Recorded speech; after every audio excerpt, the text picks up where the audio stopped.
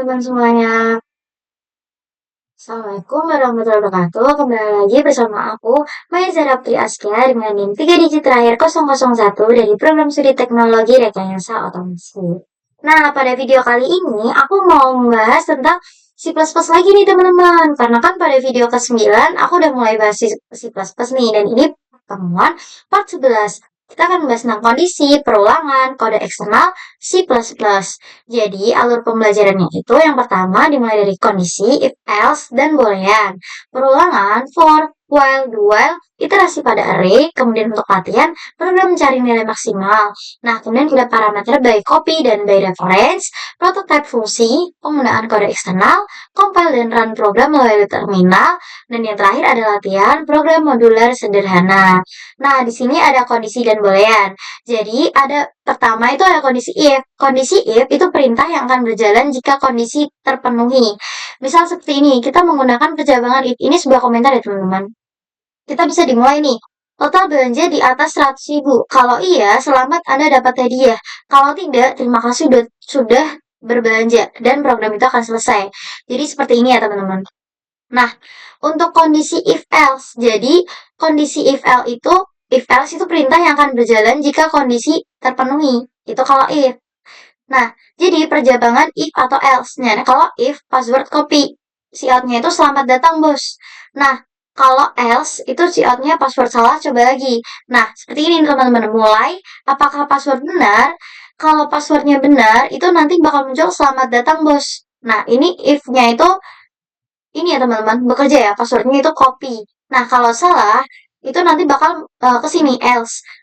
Password salah, coba lagi. Terima kasih sudah menggunakan aplikasi kami, dan selesai. Nah, di sini bagaimana jika kondisi if, else, if? Perintah yang akan berjalan jika kondisi terpenuhi, menggunakan percabangan if, else, dan if, else. Else, if. Nah, di sini untuk flowchartnya seperti ini teman-teman. Mulai, jika nilai lebih dari 90, ini untuk menentukan ini ya flowchartnya teman-teman. Sebuah kondisi. Misal kalau iya, grade-nya itu A. Kalau enggak, berarti kan dia nilainya apakah di atas 80, kalau iya grade-nya B+. Kalau misal tidak, itu nilainya di atas 7, apakah nilainya di atas 70, kalau iya grade-nya B.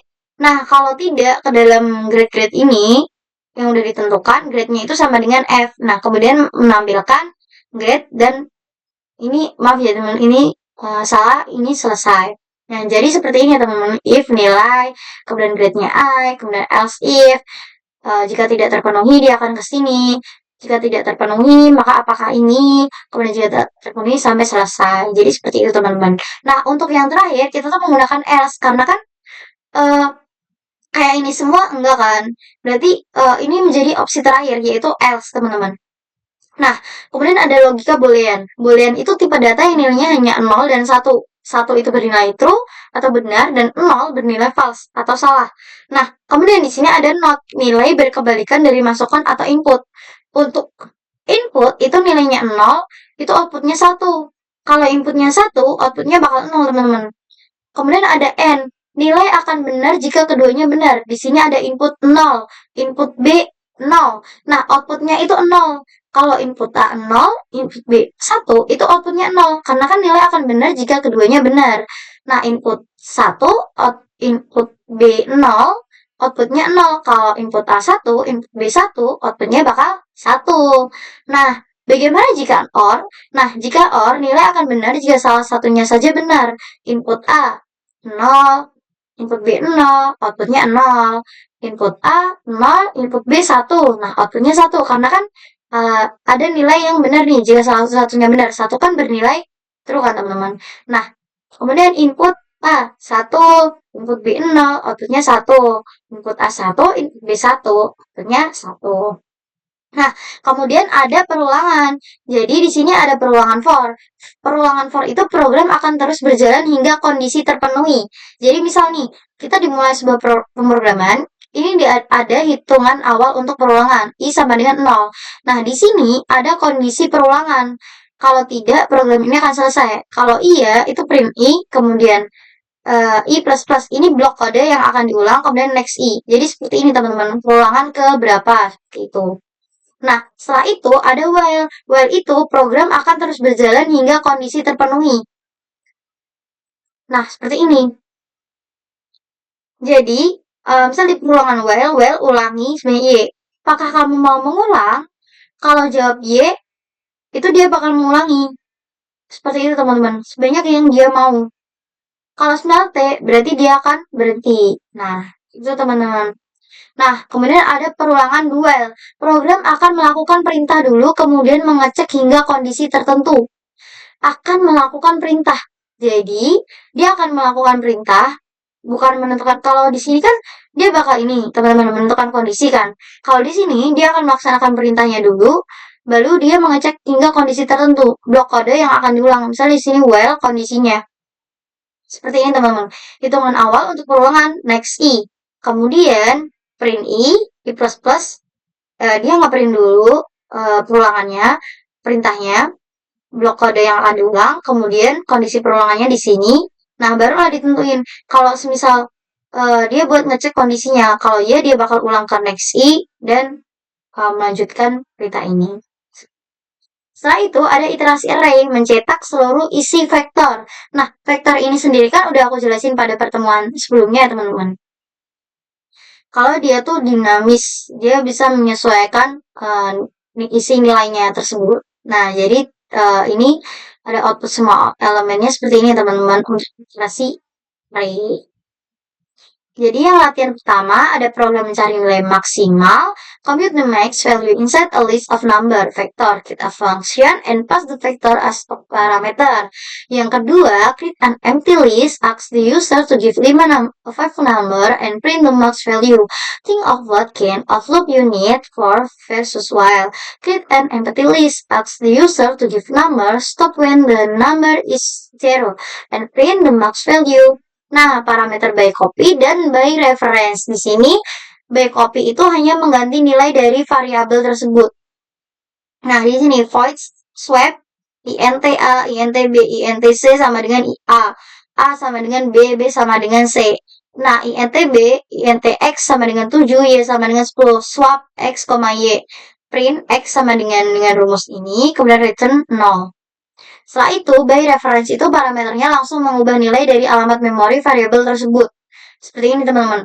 Void swap int kali A, int kali B, int C sama dengan bintang A sama dengan bintang B sama dengan C. Int main, int X sama dengan 7, Y sama dengan 10, swap. Kemudian ini, habis itu kita menjalankan rumusnya teman-teman. Nah, kemudian ada prototype fungsi. Nah, di sini apa sih prototype fungsi?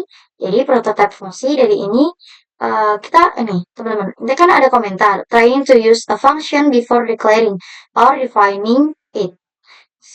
Cout square 5. Kemudian function define after main.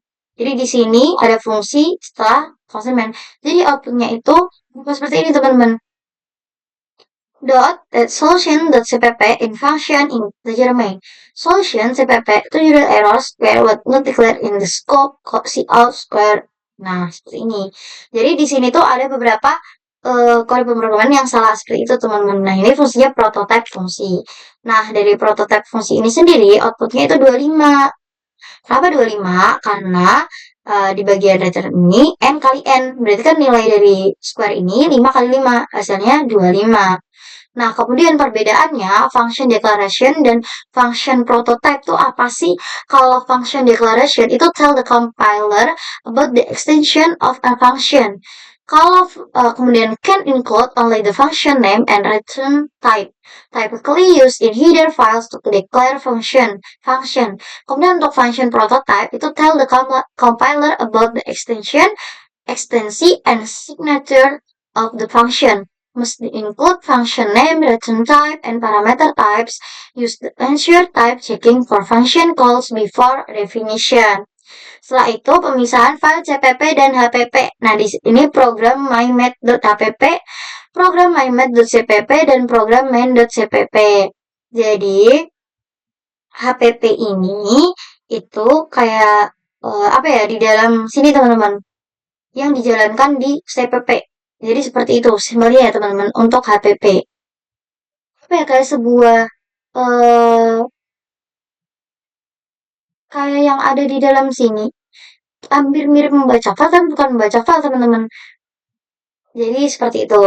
Nah, kemudian compile dan run melalui terminal. Buka terminal lalu ketik g++, nama filenya .cpp, kemudian nama output file.exe.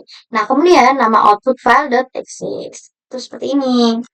Nah, latihan kedua itu program modular sederhana. Put the two exciting function from this section in different file. My vector function, HPP atau CPP, you will have to add include string in the header file. New function, add element from a list to another list integers. Post vector, value, reference, cons, reference. New function, find how many occurrence of a string in a list. Nah, terima kasih. Jadi kita langsung aja ke Visual Studio Code.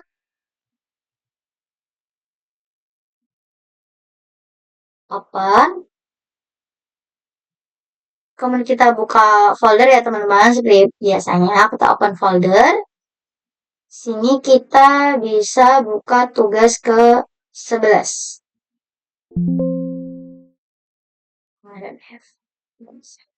Nah, di sini yang pertama aku mau jelasin dulu tentang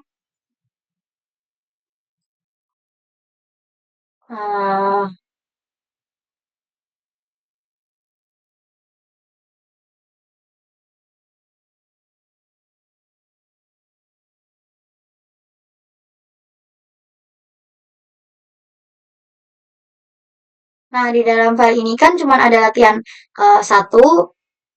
Oh ya ini.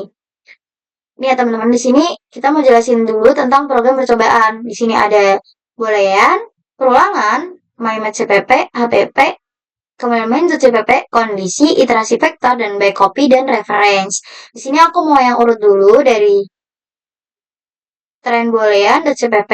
Nah, di sini untuk boolean ini kan sendiri kalian bisa jelasin boolean ini untuk dia hanya mempunyai dua nilai, yaitu ya dan tidak. Nah, kita bisa langsung run kode. Jangan keluar, tidak ada payung. Kenapa? Karena di sini booleannya itu is raining true.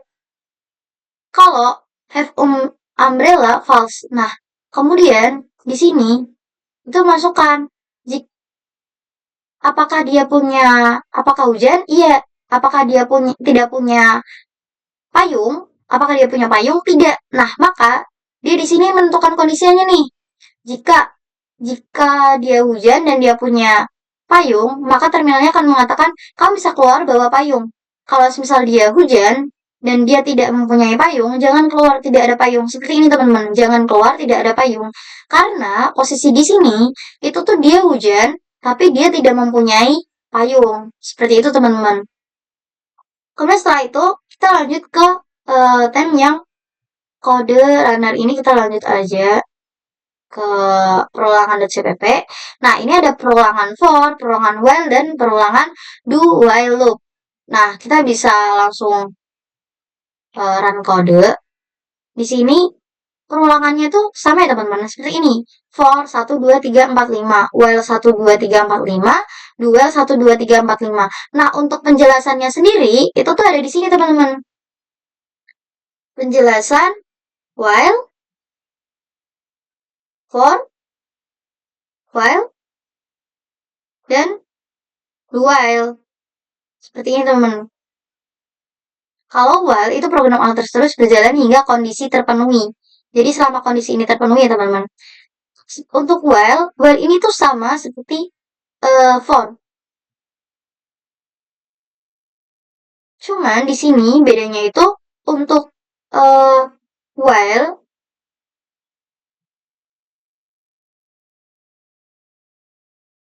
untuk while sendiri itu dia tuh nentuinnya tuh kondisinya ditanyain gitu teman-teman. Nah, seperti ini teman-teman. Untuk perulangan while kondisinya seperti ini. Kalau J kurang dari 5, nah si outnya itu berapa? Seperti itu.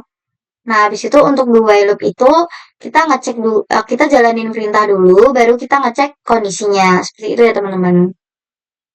Setelah itu kita masuk ke pembahasan yang selanjutnya, ada iterasi array. Nah, di sini kita masuk yang iterasi vektor dulu ya teman-teman.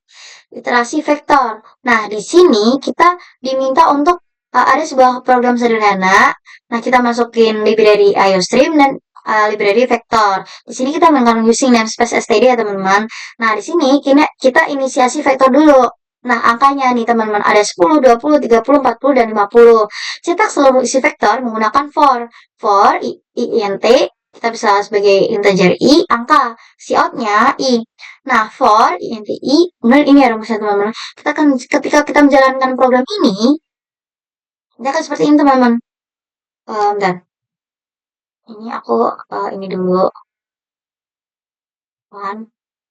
Nah, 10, 20, 30, 40, dan 50. Seperti itu. Karena i-nya itu dimulai dari 0.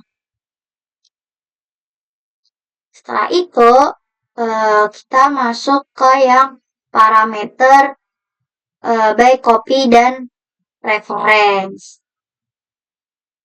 Oh ya, untuk kondisi tadi aku belum jelasin ya teman-teman. Di sini aku mau jelasin tentang kondisi dulu.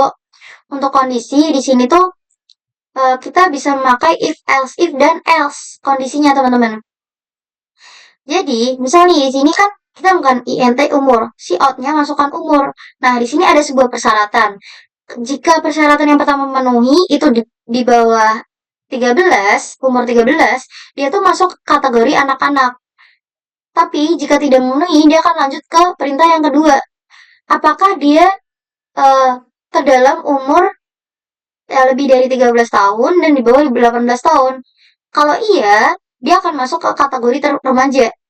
Dan kalau salah, berarti dia akan masuk ke kategori dewasa, teman-teman. Kita bisa langsung run programnya, run kode, kemudian di sini masukkan umur. Nah, si user ini kan bagian sini, sein umur. Si user bisa masukkan umur ya, teman. Di sini aku masukin 10, maka keluarlah kategori anak-anak. Kemudian di sini aku bisa masukin run kodenya lagi, masukkan umur. Nah, misalnya aku di sini masukin umur 25. Dia maka akan masuk ke kategori dewasa. Seperti itu, teman-teman. Kemudian di sini aku mau jelasin yang by copy dan reference. Apa sih bedanya? Jadi di sini untuk seperti ini, teman-teman. Pas by copy itu tuh ada value-nya, teman-teman. Jadi by copy itu nilai x di dalam fungsi. Seperti ini. Sebenarnya sama sih, hampir sama. Cuma untuk penjelasannya seperti ini. Untuk by copy itu hanya mengganti nilai dari variabel tersebut, sementara by reference parameter langsung mengubah nilai dari alamat memori variabel tersebut. Nah, apa nih bedanya teman-teman? Kalian bisa cek di sini. Kemudian aku mau jelasin dulu di sini. Kalau setelah by copy itu tuh A-nya tuh nggak berubah teman-teman. Sementara kalau by reference A-nya itu akan berubah. Jadi seperti ini. Kita jalankan dulu. Baru aku jelasin. Nah, misal nilai X di dalam fungsi 999. Nilai X di dalam fungsi itu 999. Nah, nilai X di dalam fungsi sama dengan 10. A sama dengan 10. Kenapa? Karena dia nggak bakal berubah. Sementara kalau nilai X di dalam fungsi 999 setelah by reference, dia tuh A 999. Dia bakal berubah. Ini kan, int A10. Nilai awal A 10. Setelah by copy, itu A-nya tetap 10. Jadi dia nggak bakal berubah teman-teman. Sementara kalau by reference, setelah nilai awalnya itu A 999, maka setelah by reference kan nilai awalnya kan A10. Nah, setelah di by reference dia tuh bakal bisa berubah menjadi 999. Seperti itu teman-teman. Setelah itu kita masuk ke perbedaan file HPP dan CPP ya teman-teman. Nah, di sini ada HPP. Nah, HPP ini sendiri itu tuh kayak apa ya, deklarasi atau apa bagian dari CPP ini. Nah, .cpp ini yang menjalankan teman-teman. Nah, .hpp ini berhubungan sama yang .cpp. Misal kita mau menjalankan uh, .cpp, kita menjalankan yang .cpp teman-teman. Aku run kode. Oh, benar.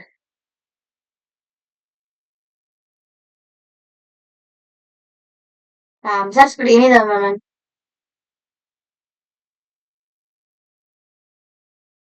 Oh ya, kenapa belum? Karena di sini kita harus menggunakan g++mymat.cpp 0 eh, oh mymat if seperti ini ya teman-teman.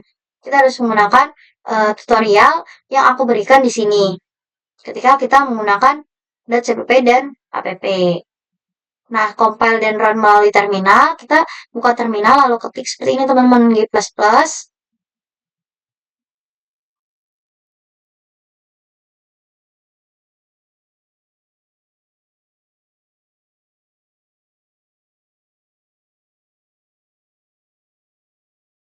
G++,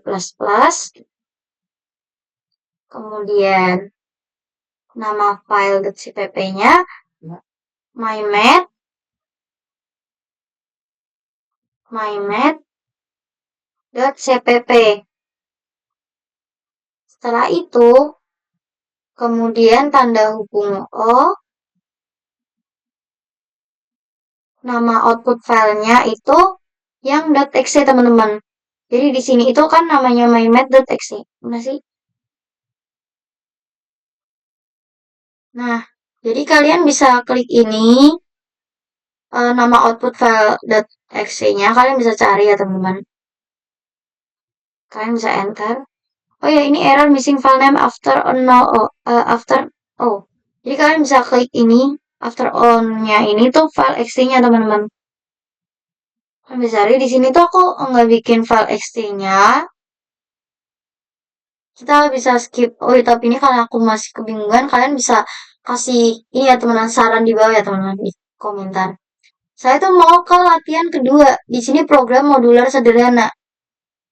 Ini tentang vector including either the function add element from a list to another list. Jadi mana nih yang belum aku bahas? Oh ya, main CPP ini udah sih belum teman.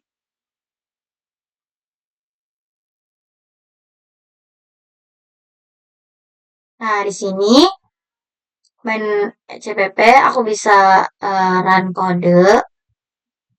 Kemudian dia di sini belum.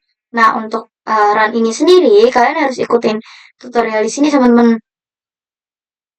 Compile dan run melalui terminal. Buka terminal atau ketik seperti ini. Kemudian nanti sini akan seperti ini teman-teman.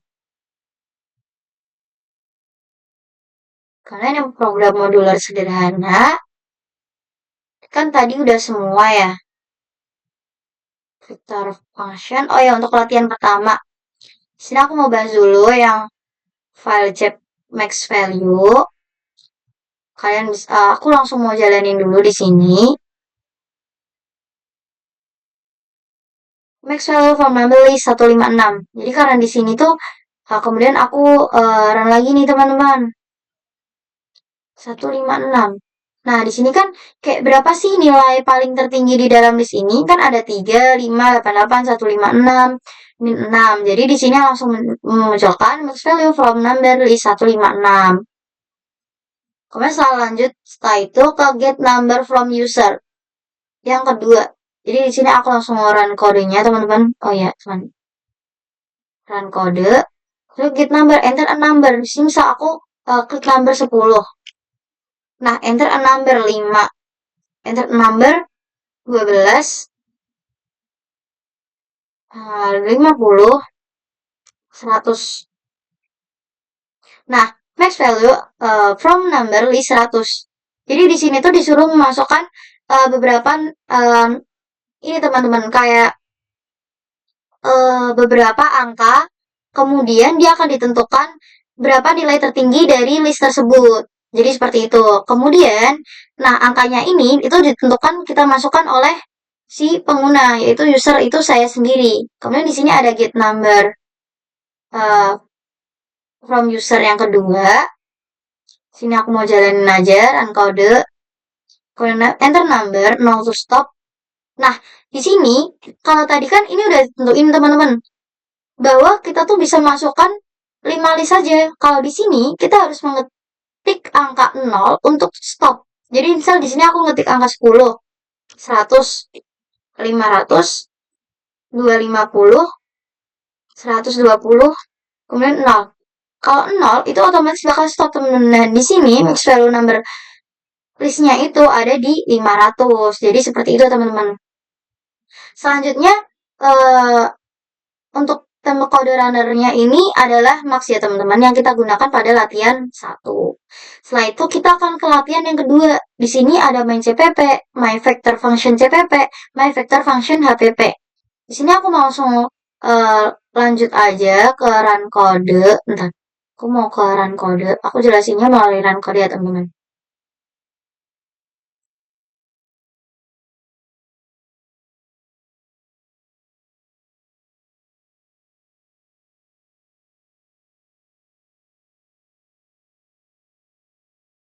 Nah, di sini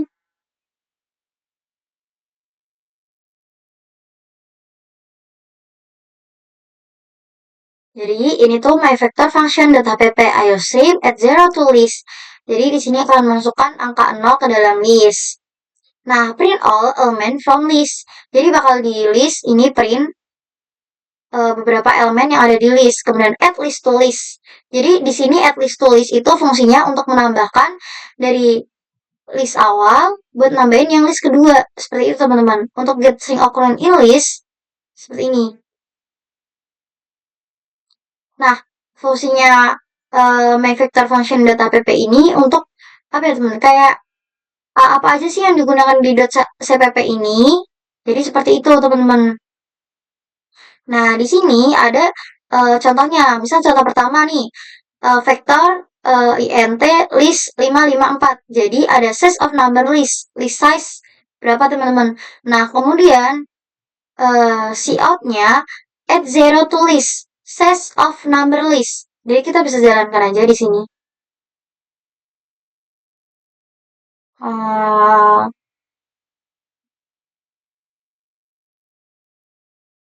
nah, di sini aku mau cek dulu untuk kode runnernya.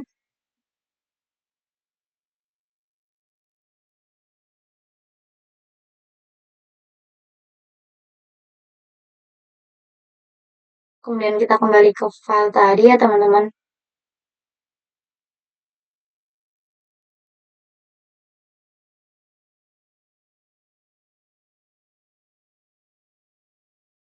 Nah, di sini kita bisa debug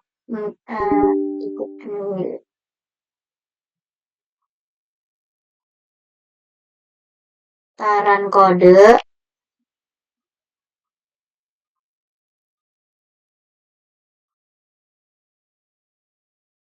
Nah, jadi nanti seperti ini ya teman-teman. Oh ya teman-teman, tadi aku mau nambahin di sini kalau aku mau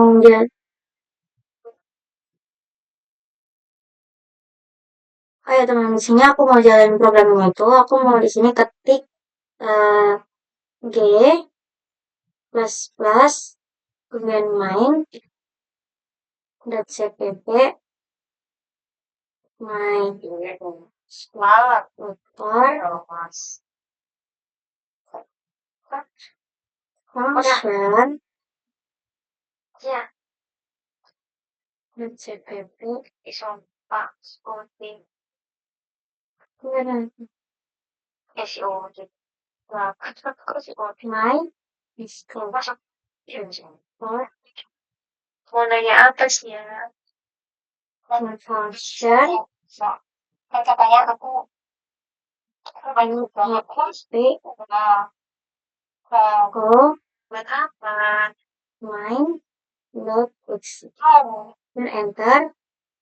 Kemudian fatal error replace function dan opus file or dictionary .ktp ini oh coba jelasin sama kamu deh.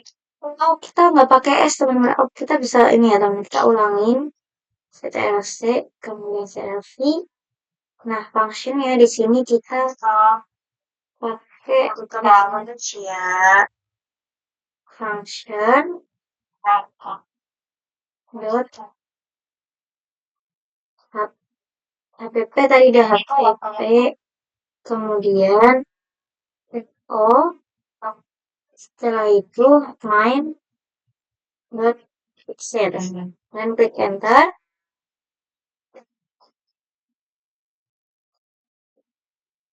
Baru kita jalanin di sini main.exe. Oke, Enggak. main. Kalau tetap Seperti ini teman-teman, main iya. .exe. Nah, barulah di sini muncul teman-teman. Size of number list 3, size of number list 7, 10, 11, 2, 3, 4, number of occurrence of Berlin 2. Jadi seperti ini teman-teman. Nah, di sini itu kan ada yang my vector function CPP. Nah, ada zero to list, print all element. Setelah itu di sini teman-teman.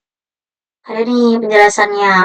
Yang X1 itu vektor integer untuk list ini size. Kemudian yang kedua, setelah itu yang ketiga, di sini tuh menghitung berapa nih nilai.